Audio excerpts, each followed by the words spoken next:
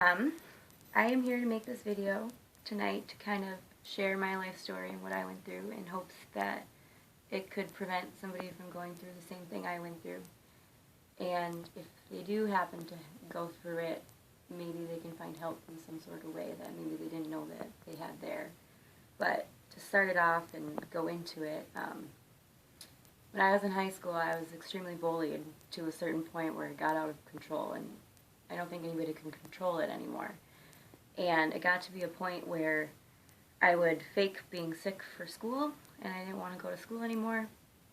And my mom is a nurse, so she kind of caught on that I was lying about being sick after days and days and days, and she kind of just sat me down and wanted to know what was going on. So I kind of told her about some of the malicious attacks that I was getting from boys, girls, older than me, younger than me, and what was going on. And as a parent, she went into the vice principal's office and had all three of us sit down, and I gave him the names of the students, and he would call them into the office. Obviously I wasn't with them, but I'm assuming he would, tell them to knock it off, whatever.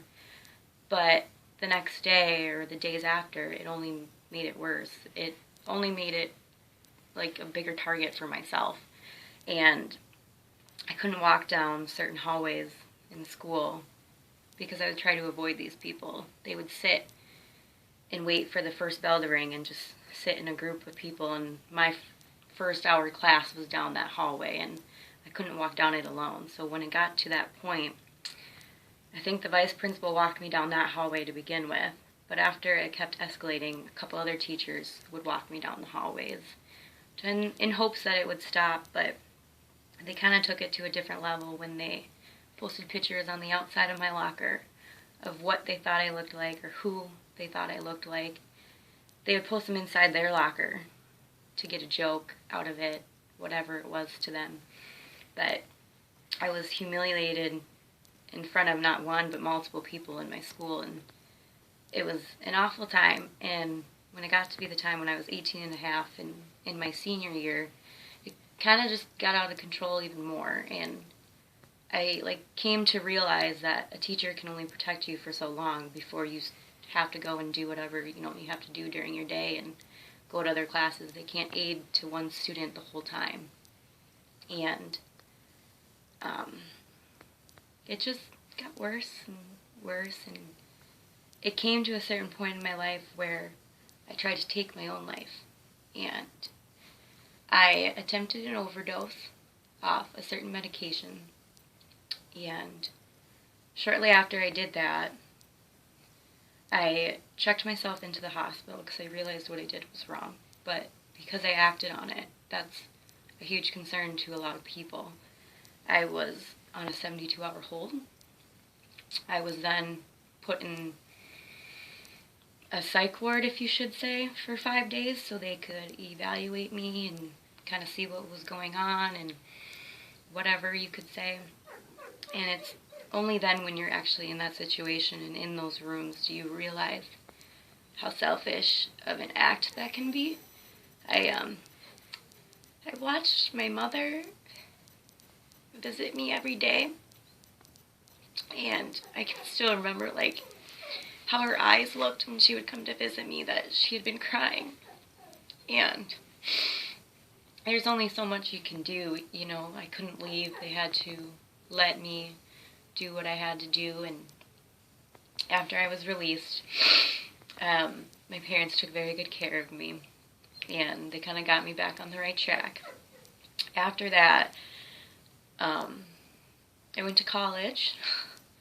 I finished 2 careers before I was 21, and I wouldn't have done any of that if I didn't have parents that I do have, because they never left my side, and I think that is very important to have in your life.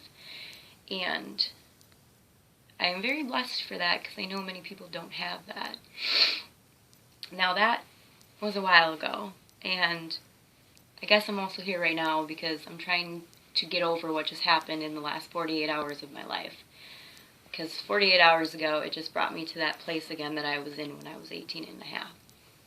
It was a very dark place, and I woke up to girls maliciously attacking me on social media, and calling me names like I was a whore, and they took a point to get to my boyfriend and let him know about all these things about me. And I woke up to, messages, missed calls, everything from family members. And I had to go to work that day. And I couldn't really understand and comprehend what just happened with these people getting involved in my life when they shouldn't have. And like I said, it brought me back to that horrible place that I was in. So what I did this time, because I know better, I went to one of my managers at my work, and I asked her if she could find me help to get me in the safe state of mind again.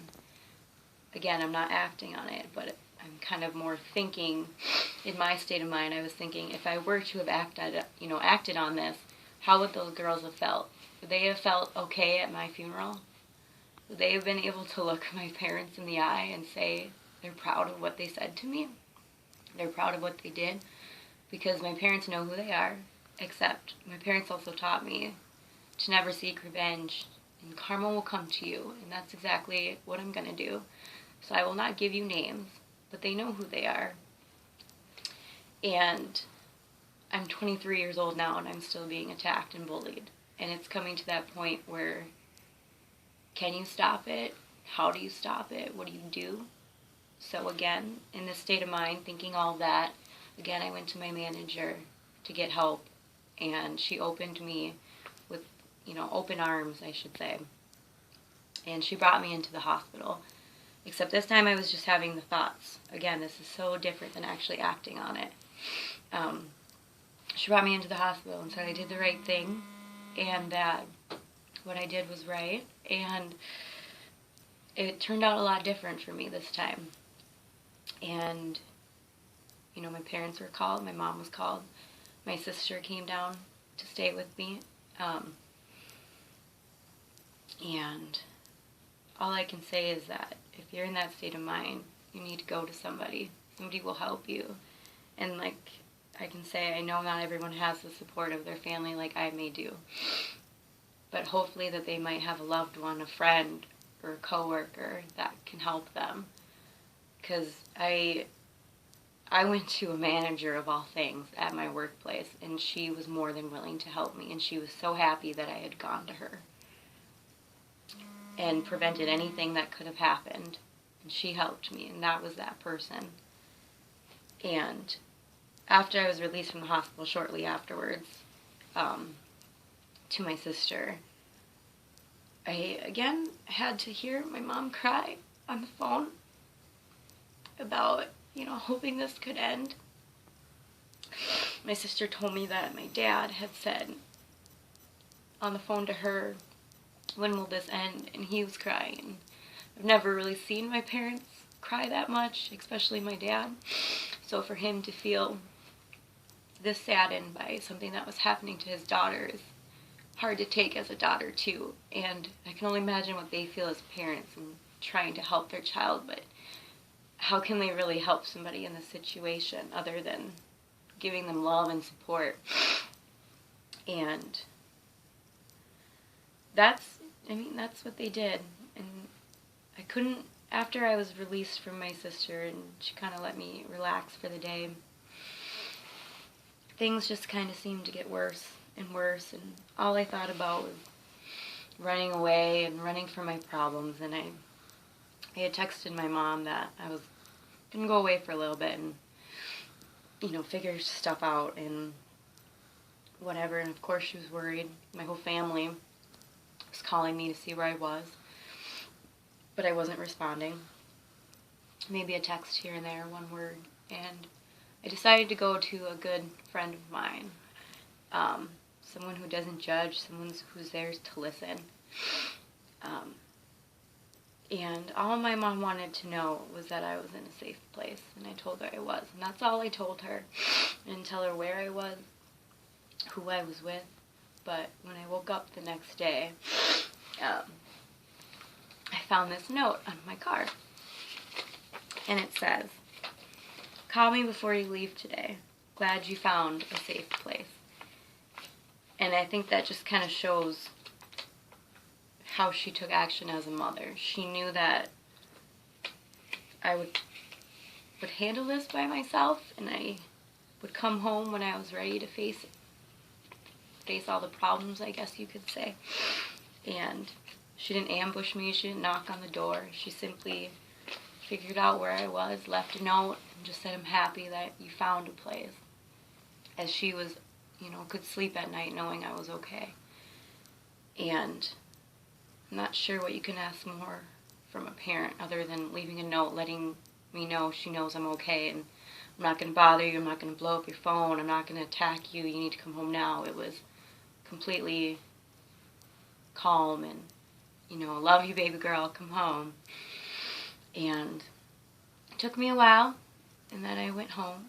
And I went home crying, of course, and she welcomed me with open arms and said, you can hit rock bottom. Because you can always go up from here. And that sounds cheesy, but it's true. I'm not really sure how it can get much worse as far as bullying and social media can go. But all I know is that it's not okay. And it's not okay to feel like this.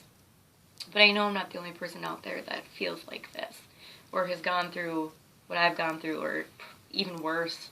I can only imagine. But I just want people to know that they're okay, and to find help if you need it. Because again, I took action when I was 18 and attempted something, which was wrong. And that's wrong because you leave your parents and your family questioning what they did wrong as parents and sisters and brothers and uncles, aunts, grandmas, grandpas, when they didn't do anything wrong, when you hid your own problems and just wanted to go away. But that is so selfish and so wrong. And no parent deserves to bury their child before them, and that's not okay. And nobody should go through that as a parent. And that's why I'm recording this right now, to hopefully reach somebody and let them know that they're okay, and that it's okay to be down, it's okay to be sad. Everybody has their days, but you have a life worth living. And it's only a matter of seconds and minutes of how many people commit suicide every day, but it's an issue that we need to face, and bullying is an issue that we need to face. Because it's happening over social media, and people are being cowards behind electronic devices, knowing that they can get away with it. Even having messages that are threatening towards me are not good enough to get them harassment charges or anything like that.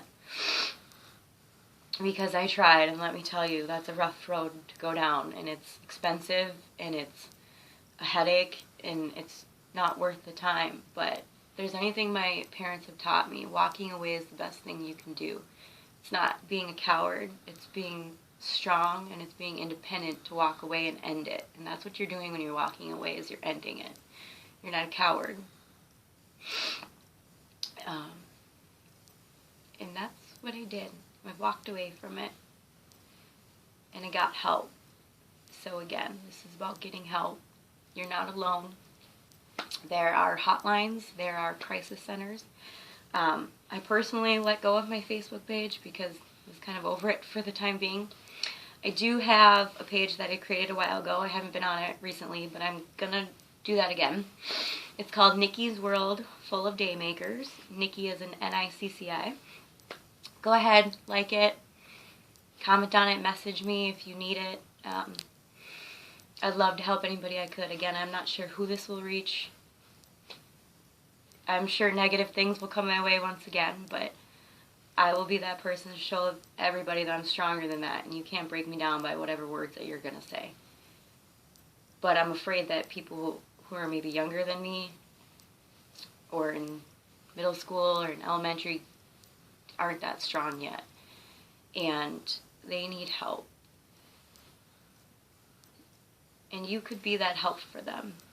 All I need is a friend. All I have is one good friend right now and a family behind me, and that's all that you need. And I don't know.